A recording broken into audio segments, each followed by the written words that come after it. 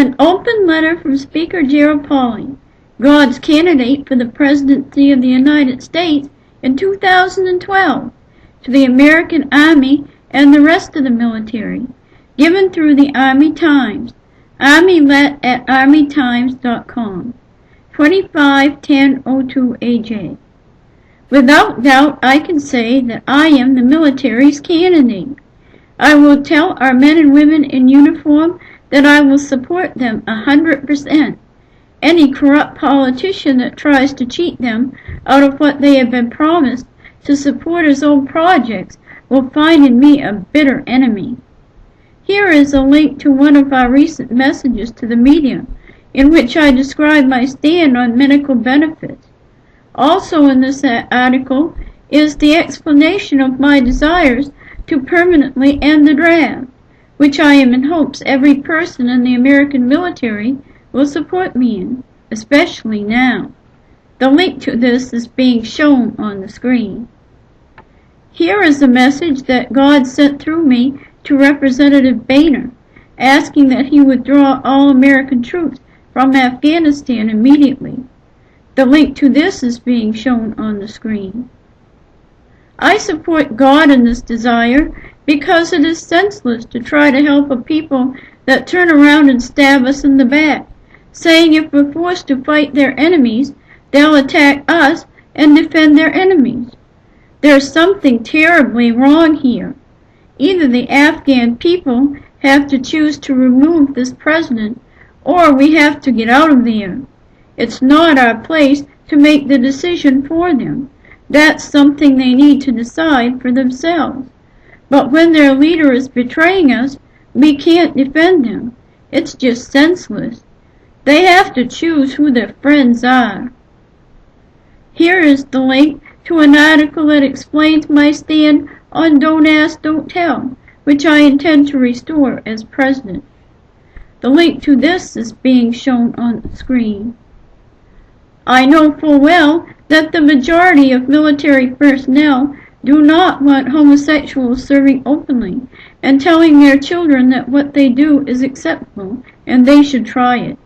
No way in hell.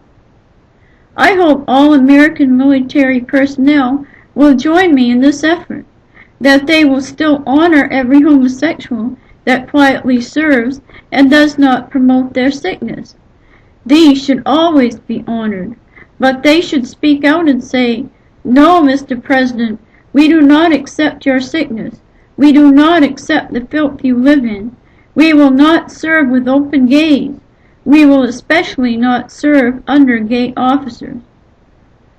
God asks that if anyone declares they're gay, that they be shunned, that they in no way be harmed, but that everyone stop associating with them. Perform your duties with them, but once those duties are done, have no dealings with them. Do not associate with them, especially do not have them around your children. God wants a march to San Francisco. He wants to stand on the steps of City Hall and declare to the world that he removes all there that support homosexuality from the book of life, and they are forbidden from his kingdom forever, and most likely will suffer eternal death. When he makes this march, he would like to have representatives of the American military with him, saying, "If Don't Ask, Don't Tell is reinstated, we won't re-enlist." I cannot tell you how honored I would be if, while God is using my physical form, the military of the United States was standing with him. We are not dealing with a right. We are not dealing with a privilege. Homosexuality is an insanity. It is a mental disease. It is an abnormal sexual desire, an unnatural lust. It is against God's perfection. It was not created by God. It was created by perverted men who rejected God and continued to reject him. So God asked you not to reject him, but stand with him, not in hate, not in anger, but in justified rejection of evil. This is the way all things should be done. God wants me to fund my efforts in a different way. He doesn't want me to raise donations. He wants me to gather no-interest loans. Ask each person in the United States that truly believes in him to send me at least $1 that I will put in trust funds and use to fund my campaign and my presidency. At the end of 10 years, those funds would be returned to the people by being donated to charities in the areas where they came from. God sends a special request to all military personnel that they loan their best buddy $1 for 10 years, and at the end of that 10 years, that dollar will be given to military charities. If units want to pool their donations and have the money go to a specific charity, we would be more than glad to arrange that with the trust funds. It gives me no greater joy than to do good for others. Again, I would appreciate your support. Those who are overseas, I could use your wives in my state committees. I could use your mothers and fathers, your brothers and your sisters.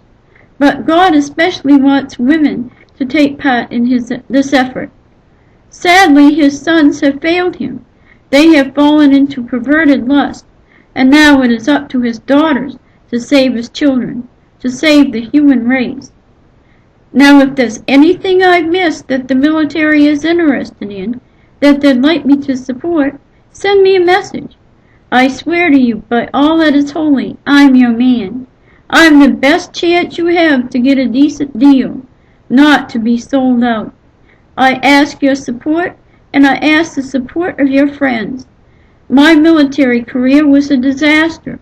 At the time, I could not read and write, and I had a drinking problem. I believe serving you now and protecting your interests will make up for the fact that I could not serve with you in the past, and I would be greatly honored if you would give me the opportunity to serve you to the best of my ability. A servant of him that dwells in the holiest of all, now and forever.